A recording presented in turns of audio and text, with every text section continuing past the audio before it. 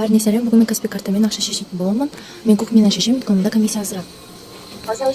Бірінші орыс тілін таңдаймын. Менікі басқа карта. Иностранный. Выдача средств. Енді картамды саламын.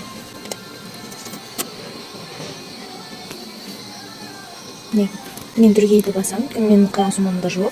Және мынау 250 мың вон, мұны 10 мың вонмен саналып тұрады. Подтвердим тем. 10 мың вонмен бере ма, или купюрмен бере ма деген сияқты. Вот, 10 мың вонмен береді, мен соны подтвердим. Парольді жазу керек, снимать нететін. И мне бұл комиссия 3,5 мың.